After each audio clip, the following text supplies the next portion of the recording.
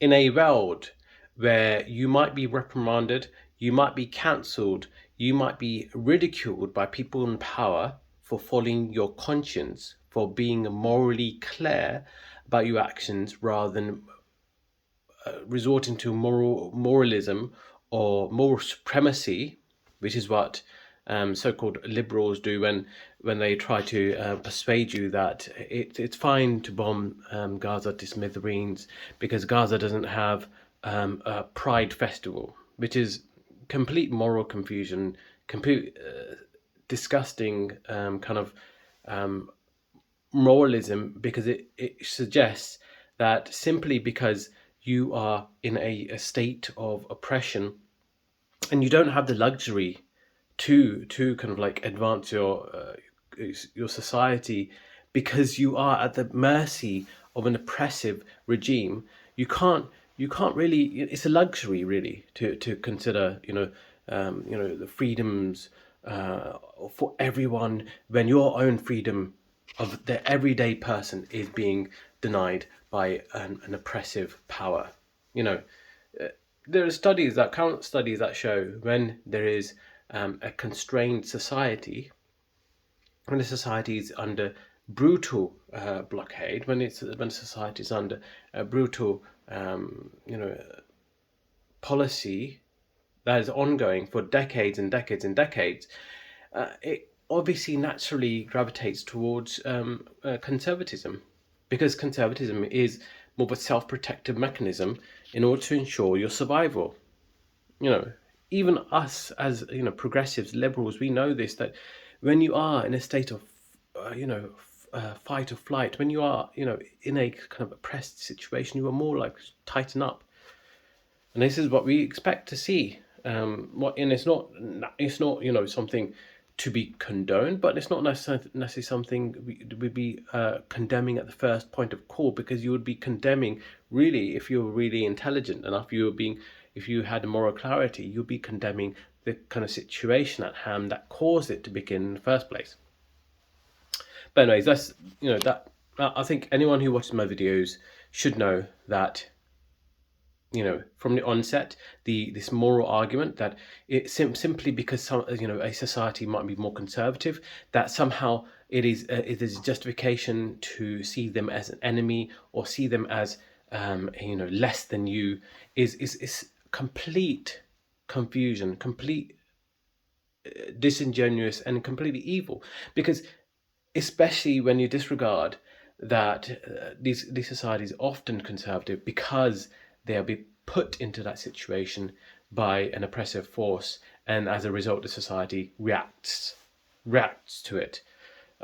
We saw this in Iran when they had elected the democratically elected liberal secular pro women's rights Prime Minister Mohammad Mossadegh, who was ousted in a US-backed coup in 1953 because he wanted to nationalize the oil. BP didn't want that, of the UK didn't want that. So there was an orchestrated coup of this liberal democratically elected leader, which resulted in the US kind of supporting and installing a puppet regime in the form of the Shah. And lo and behold, because of his death squads, the people rebelled, and we had the Islamic Revolution. But this wouldn't have happened if it wasn't for the oppressive external forces that led them to force themselves into this position. But this is not the whole point of my video. I've seen some commentary from the faux liberal, or he can call himself a liberal anyway. Actually, there's so many people who call themselves liberal, but are truly not. They're progressive, except Palestine, which is basically like saying you are you are a it's like calling yourself an anti-racist Nazi.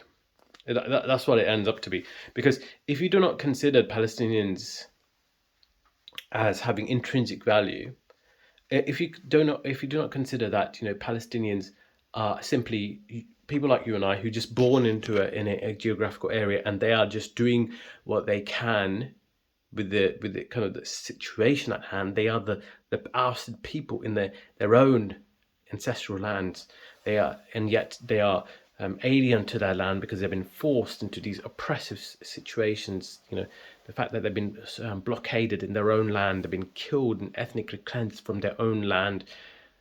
Then if you cannot sympathize with them, if you cannot consider, and same with the Lebanese, the how I saw the commentary of Ethan Klein where he criticized people commenting on Israel bombarding Lebanon. His response is it's not just fun and games that Israel are bombing Lebanon for, and yet there was a report where Israel triple tapped a strike on a paramedic ambulance.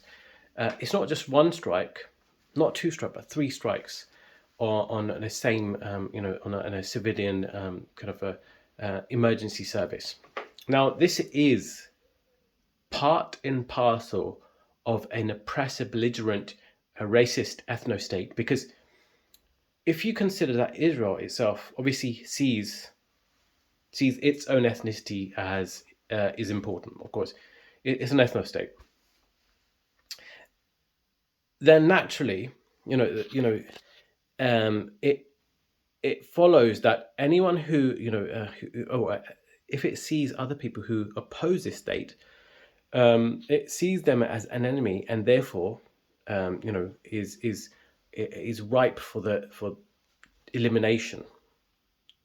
So even if you are not violent against the state of Israel, if there is a possibility that you might be resisting the state of Israel in the future, even the mere possibility, then it therefore means that genocidal acts are merely means to the end of stopping all opposition to you.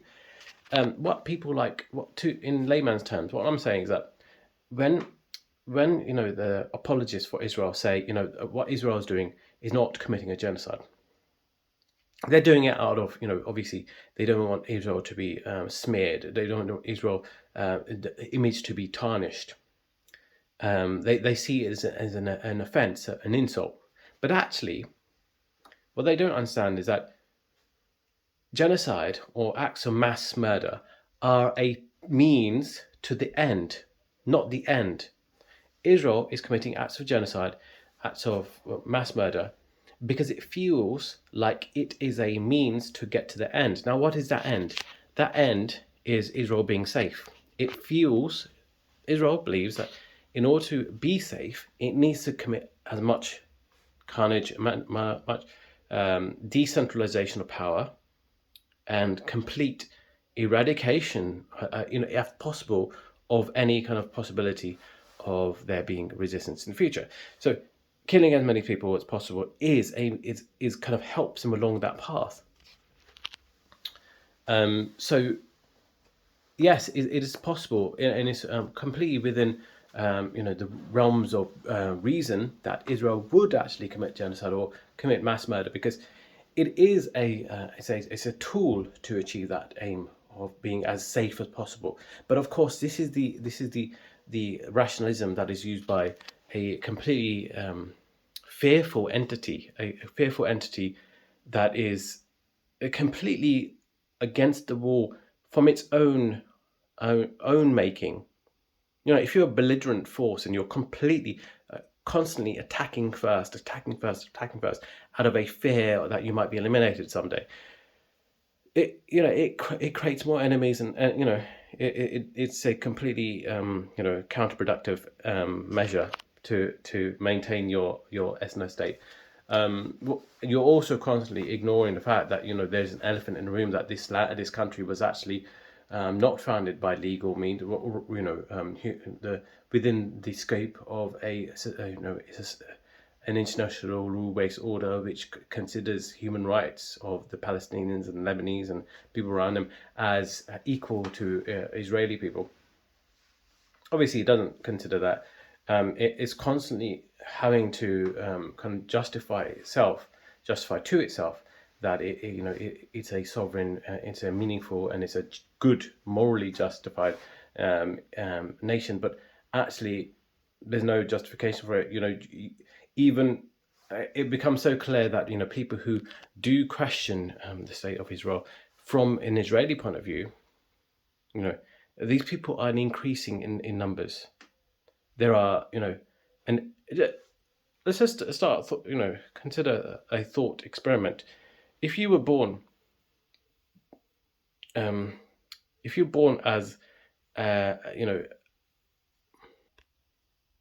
an Israeli was born as a Palestinian, let's say, just let's say time was reversed and somehow their soul manifested itself in Palestine.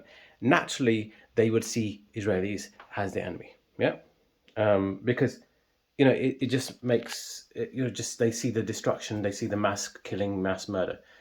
However, and that's more likely to happen than if a Palestinian was born in Israel as a Zionist Jew, because quite clearly you can see the power differentials, the power imbalance is very out of whack. You can see that Israel has the upper hand, it's got the power, and it's constantly needing a complete system of lies, disingenuousness, duplicity, in propaganda in order to concoct the narrative that they are the good guys, they're the moral, they're doing for justified reasons.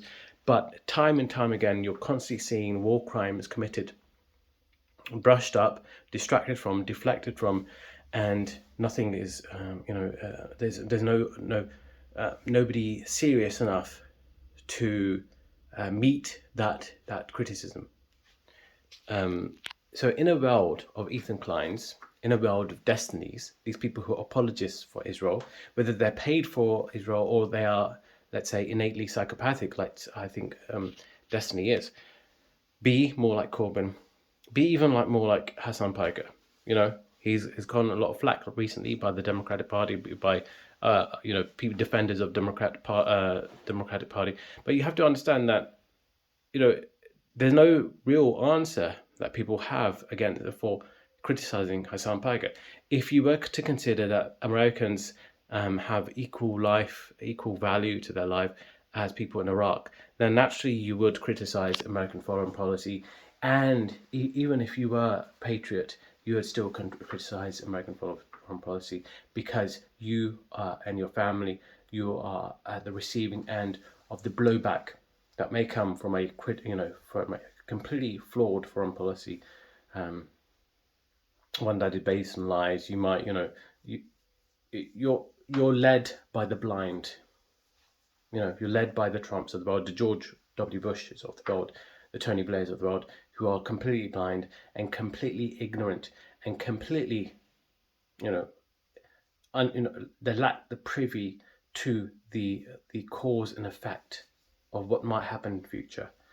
You are the cause of the future resistance. Anyways, and I don't want this cycle of violence to continue. I want to see a justified and justice and dignity for all parties. But of course, we need to recognize the power imbalances here. And before we do that, before we can have peace, we have to recognize that. Otherwise, I can't see it stopping anytime soon. Anyways, I hope you enjoyed this video. Please like, comment, and subscribe. It'd be very much appreciated. Thank you.